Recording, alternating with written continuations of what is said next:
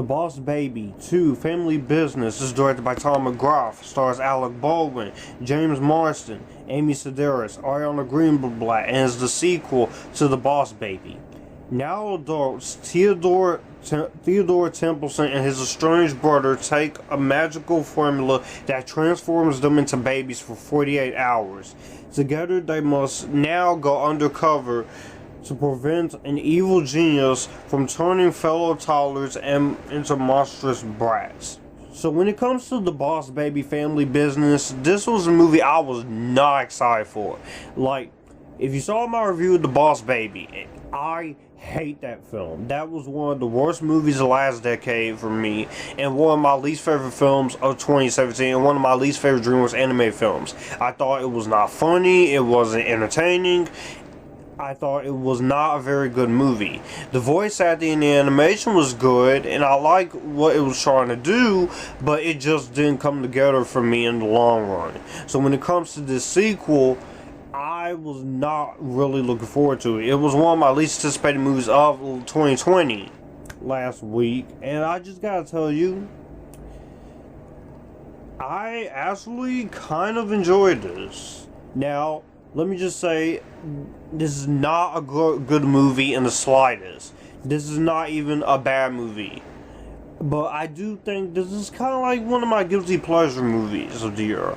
I know that this is not a good movie. I know this is a bad film for some people, but I kind of enjoyed this. I'm actually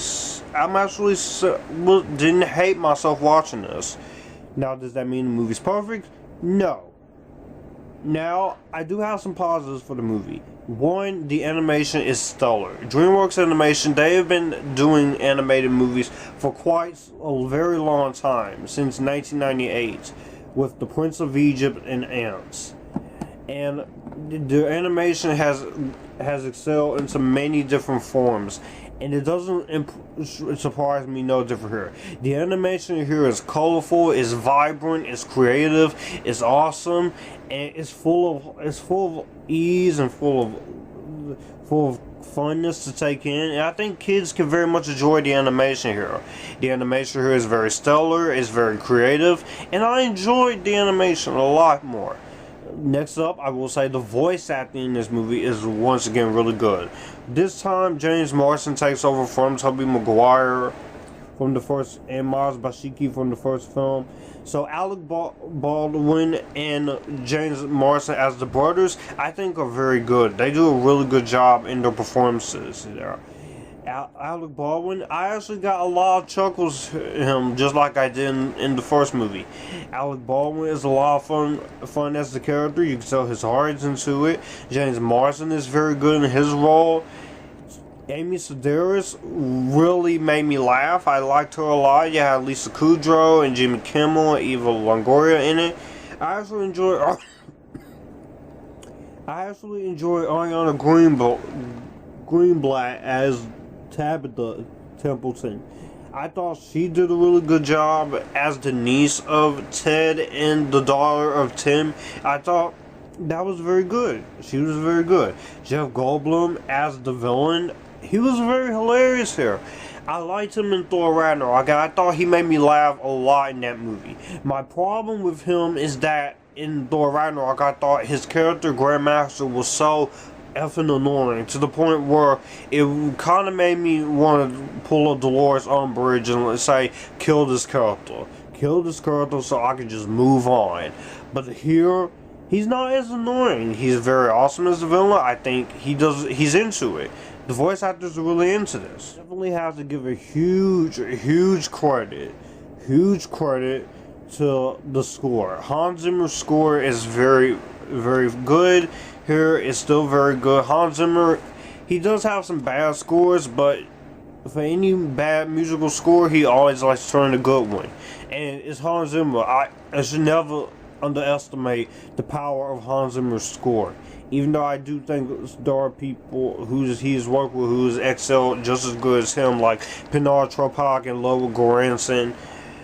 The music in here is really good, and the soundtrack I actually enjoy it a lot. Also, there was a lot of funny moments in this movie that I ended up just burst out laughing with, especially with Amy Sedaris. Where this movie does falter for me though, it still has the same amount of problems. There are some jokes here that wasn't really all that great here, and there were a lot of moments where I was just sitting there face palming.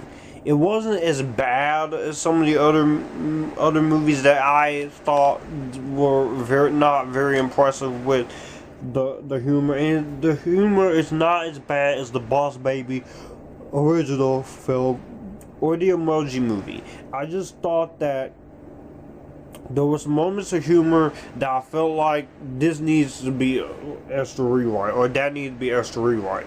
But it never once got to a point where it annoyed the piss out of me. It never got to the point where it felt uneven or unnatural. It just felt like it felt fine. I thought it felt fine. I wasn't angry. I wasn't pissed. I wasn't upset. It just felt like it was doing fine, and it just felt like you could fix up some of those jokes a little bit. Also, the whole motivation of the villain is nonsensical. He wants to turn everyone into babies. This plot has been done before in the episode of SpongeBob with Plankton, and it has been done before in other movies, but here I thought it was just very nonsensical for a kids movie.